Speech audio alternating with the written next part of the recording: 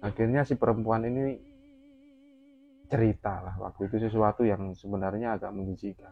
Dan ketika mereka melakukan hubungan intim atau mesum di tempat itu, si perempuan ini tiba-tiba melihat dari arah seberang sungai itu.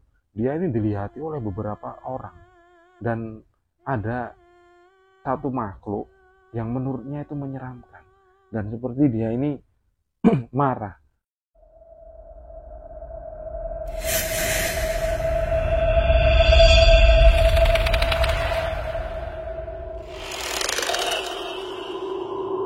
Assalamualaikum warahmatullahi wabarakatuh.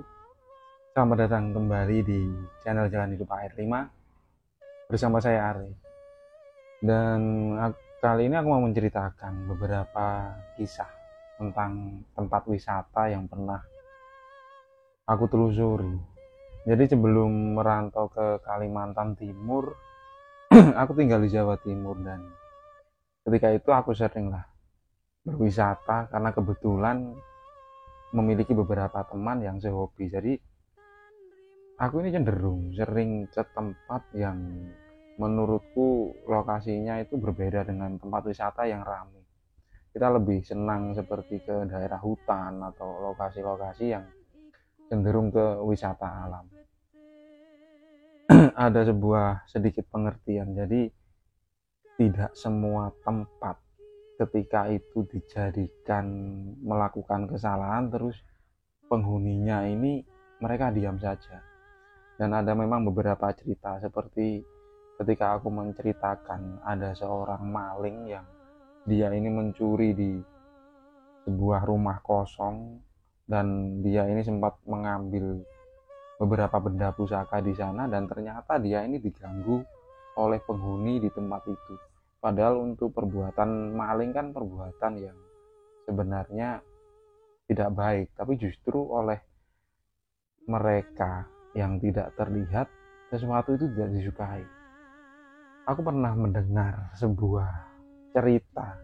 Jadi ada sebuah tempat wisata yang tempat wisata ini sebuah air terjun dan pernah terjadi sebuah kejadian. Jadi ada sepasang muda-mudi lah, mereka ini ditemukan meninggal di tempat itu. Pada akhirnya lokasi wisatanya ini ditutup karena terjadi sampai kematian. Aku dan temanku ini penasaran setelah mendengar kejadian itu walaupun jaraknya selang beberapa bulan. Kemudian aku dengan temanku ini pengen ke tempat tersebut. Jadi waktu itu lokasinya memang berada jauh dari jalan, hanya ada satu plang. Dan jalanan menuju ke tempat lokasi wisata itu memang sangat susah sekali. Jadi aku dan temanku ini nekat. Kita mengendarai satu sepeda motor. Setelah keluar dari jalan raya, aku sempat bertanya dengan salah seorang penduduk di sana tentang lokasi air terjun itu dan cerita tentang pasangan yang meninggal di tempat itu. Nah, si penduduk ini memiliki warung di situ yang dahulunya itu digunakan tempat parkir untuk menuju ke wisata air terjun. Dan akhirnya si ibu-ibu waktu itu, kami memesan kopi dan mie instan waktu itu, kemudian cerita. Nah, ibu-ibu ini cerita waktu itu memang sore hari. Sekitar jam 3 ada sepeda motor yang dia ini nitip motornya di situ. Seorang lelaki dan perempuan. Tapi sekitar sampai jam 7 malam, hampir jam 7 malam setelah maghrib sebelum isya. Kok orangnya ini nggak balik-balik? Akhirnya si ibu-ibu ini bilang kepada suaminya untuk mencari mereka. Dan akhirnya si lelaki suaminya itu meminta bantuan tetangganya waktu itu. Karena kondisi atau lokasi ini belum terlalu ramai dan jalanannya itu masih rusak. Pengunjungnya itu tidak terlalu banyak. Dan ketika dicari ke lokasi air terjun, ada baju dan tasnya itu berada di pinggir sungai di tempat air terjun tersebut. Tapi mereka dua orang laki-laki dan perempuan ini tidak ditemukan. Dan akhirnya berita itu menyebar sampai dilakukan pencarian sampai keesokan harinya. Dan setelah dicari keesokan harinya itu si lelaki ini ditemukan berada di pinggir sungai dalam kondisi meninggal. tapi si perempuan ini tidak ditemukan. Dan setelah dicari, memang di bawah air terjun tersebut ada pusaran air, dan si perempuan ini tersangkut di celah batu di bawahnya. Dan semenjak itu lokasi ini ditutup.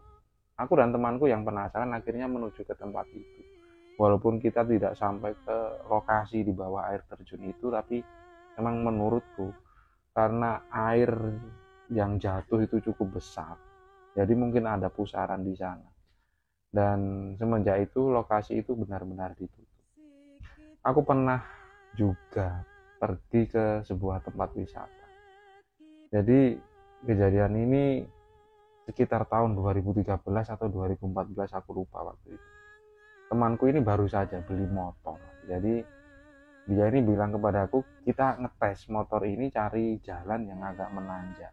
Nah, akhirnya aku memutuskan, ya sudah, kita sambil jalan saja, sambil cari tempat wisata. Yang aku ingat waktu itu hari Selasa.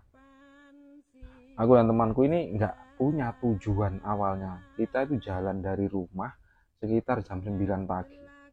Nah, setelah berkeliling tanpa ada tujuan, kemudian temanku ini bilang, ayo kita pergi ke sana saja, sambil dia menyebutkan salah satu tempat wisata yang belum terlalu ramai.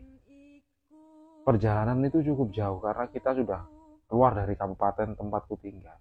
Setelah sampai di sana, memang kita berdua belum pernah ke lokasi tersebut.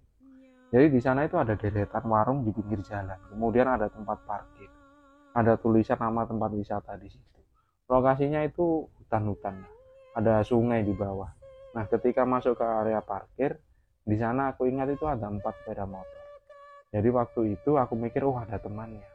Setelah parkir, aku tanya ke yang jaga motor di tempat itu, kalau tujuan wisatanya di sini itu apa? Dia menyebutkan ada sebuah gua yang biasa dikunjungi oleh para wisata di situ.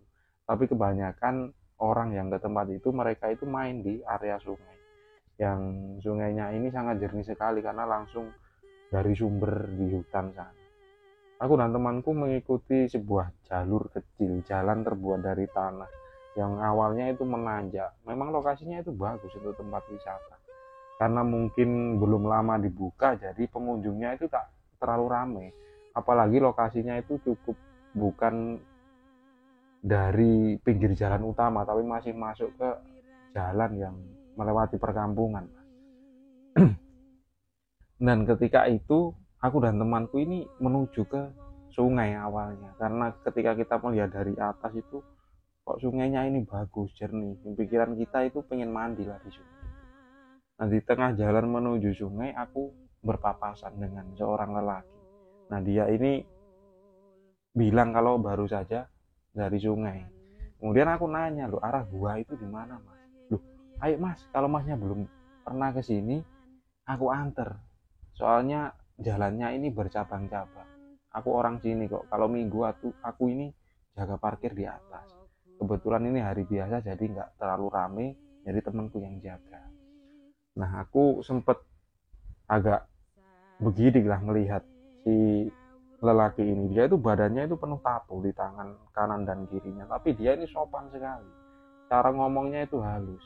Nah, kemudian kita ini ngobrol, bahkan si pemuda ini yang waktu itu umurnya di atasku beberapa tahun, dia ini sempet ngasih kita itu rokok, jadi kita ngerokok sambil jalan. Di situ ada obrolan singkat lah tentang, dia nanya aku asalnya dari mana, terus aku tanya tentang seluk beluk wisata tempat ini, dan dia itu cerita dengan luas sekali kalau tempat ini belum terlalu ramai karena tujuan lokasinya itu cuma di gua.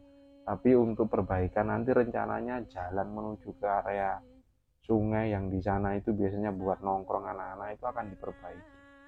Dan fasilitas di tempat wisata itu juga belum terlalu lengkap. Jadi makanya pengunjung juga belum terlalu banyak. Nah, setelah kita berjalan beberapa puluh meter, kemudian ada sebuah pohon. Pohonnya ini sangat besar sekali dan di atasnya itu banyak suara burung-burung. Jadi tempat itu kesannya itu sejuk. Nah, ketika kita sudah berjalan agak ke atas, jalanannya itu menanjak. Kemudian si lelaki yang mengantarkan kami, dia itu berjalan paling depan. Dan waktu itu dia tiba-tiba berhenti, kemudian dia ini marah-marah. Nah, aku dan temanku ini kaget, kemudian mendekati si pemuda tersebut. Nah, ternyata tepat di bawah pohon tersebut ada seorang pasangan muda-mudi. Dan waktu itu yang si lelaki ini sudah nggak pakai baju. Nah, kemudian orang yang ngantarkan kami tadi itu tiba-tiba marah-marah, terus hampir memukul si lelaki ini. Aku sempat menenangkan dia, soalnya dia ini tiba-tiba yang awalnya itu lembut, halus, ngomongnya kalem, tiba-tiba emosi, bahkan matanya itu merah. Dia ini cuma bilang, kalau mesum jangan di sini, ini tempat wisata. Kalau kamu mesum, kamu pergi aja ke hotel, jangan main di sini. Daripada kamu aku hajar di sini. Aku sempat kaget waktu itu. Nah, si lelaki ini akhirnya sambil memakai bajunya, sedangkan si perempuannya itu duduk di depannya, hanya menutupi mukanya waktu itu. Dia ini kemudian minta maaf. Nah, setelah si lelaki ini minta maaf, orang yang ngantarkan kami tadi itu, dia itu agak merendah nada bicaranya. Kemudian dengan agak bicara pelan, jangan mesum di sini mas. Ya sudah, kamu pergi saja dari sini daripada nanti aku marah lagi. Dan aku melihat si pasangan ini kemudian agak tidak gopoh, mereka pergi dari tempat itu. Akhirnya dia ini tetap mengantarkan kami ke area yang disebut gua di sana. Aku dan temanku ini sempat berpikir kita ini lanjut apa enggak. Tapi si lelaki ini kemudian dia ini ngajak bercanda. Tak beberapa lama akhirnya kami tiba di sebuah gua yang waktu itu tak terlalu dalam, guanya juga nggak terlalu luas. Dan ketika sampai di situ aku ngelihat ada batu. Batunya ini agak lebar lah, dan di sana itu seperti banyak bekas sesajen, termasuk seperti bakaran dupa, dan aku masih lihat bunga yang buat kiriman, biasanya digunakan untuk kiriman ke makam itu ada di situ dan masih segar. Dan aku memberanikan diri bertanya kepada si lelaki ini. Dan kemudian dia ini cerita kalau tempat itu biasanya dibuat orang semedi atau bertapa kalau malam-malam tertentu.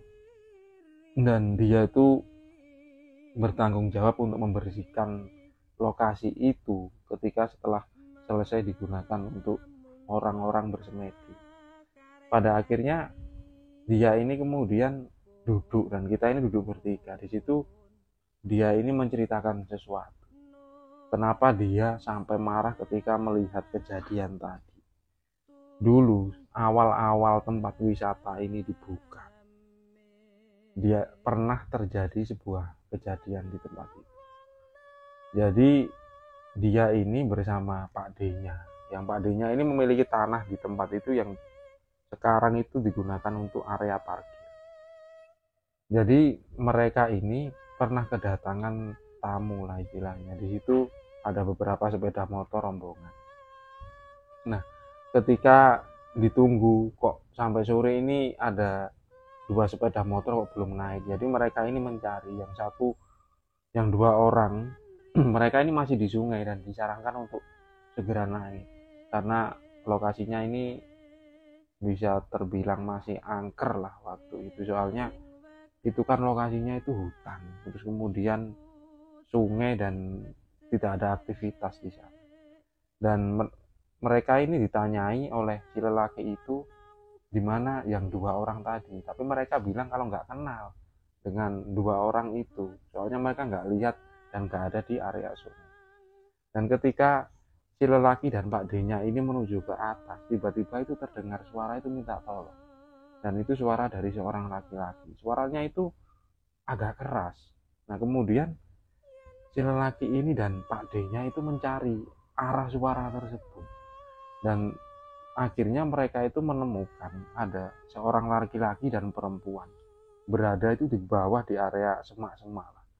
Dan waktu itu si perempuannya ini pingsan, dan si lelaki ini karena posisi perempuannya itu badannya agak lebih besar, jadi nggak bisa ngangkat lah. Dan ketika mau meninggalkan, si perempuan ini juga nggak tega. Kemudian dia ini ditanya oleh laki-laki tadi, lu kok bisa pingsan?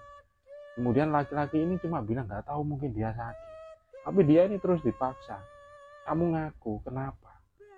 Terus si lelaki ini bilang kalau pacarnya itu tadi seperti orang kesurupan, dan dia itu malah pengen berlari nyebrang sungai ke atas, yang di sana itu sudah tebing kemudian hutan, tapi dipegang oleh si lelaki ini. Dan tiba-tiba perempuan itu berteriak, setelah itu dia ini pingsan. Nah akhirnya Pak D-nya lelaki ini bertanya, loh kamu ngapain mas tadi di sini? Apa yang kamu lakukan kok sampai terjadi kayak gitu? Kamu ngaku saja nggak apa-apa. Nah akhirnya dia ini cerita kalau dia ini sempat mesum lah di tempat wisata itu. Nah akhirnya mereka ini sebenarnya mau marah, tapi ngelihat kondisi dari perempuan ini benar-benar nggak sadarkan diri. Bahkan si lelaki pacarnya atau pasangannya itu benar-benar minta maaf dan minta tolong karena dia ketakutan kalau terjadi apa-apa dengan pacarnya itu. Nah tak beberapa lama akhirnya diusahakan lah untuk siuman, dan setelah mungkin sedikit diobati lah dengan Pak D-nya ini, sampai dia itu si perempuan ini diambilkan air dari sungai untuk membasuh mukanya waktu itu. Dan setelah dia ini sadar, dia ini seperti orang linglung, dan ketika dia bangun kemudian dia menoleh ke arah seberang sungai, dia ini tiba-tiba berteriak kemudian menutup mata dan mukanya. Dia ini seperti melihat sesuatu, dan waktu itu sudah menjelang maghrib. Mereka ini tiba-tiba kok merinding, termasuk si lelaki ini.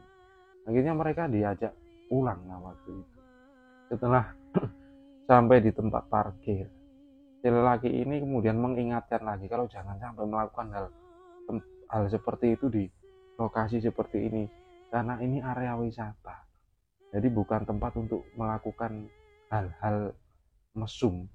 Nah kemudian si perempuan ini dia ini mulai sadar, padahal dari tempat bawah tadi menuju ke atas di sepanjang jalan itu dia itu seperti ngomel sendiri dan bahasanya itu macam-macam.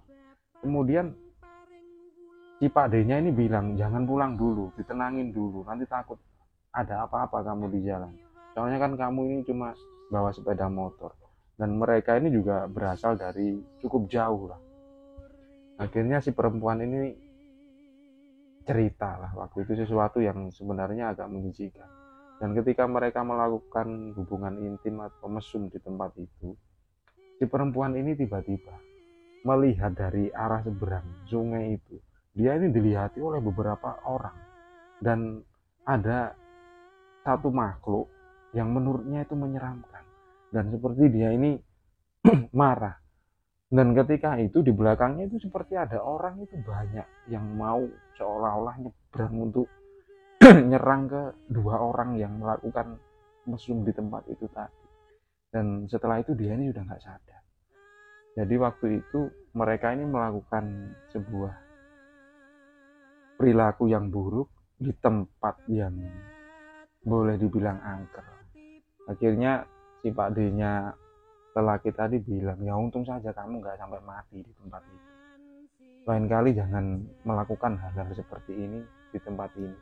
Dan kamu jangan cerita keluar kalau kesannya di sini itu angker, soalnya akan berpengaruh tentang image dari tempat wisata ini.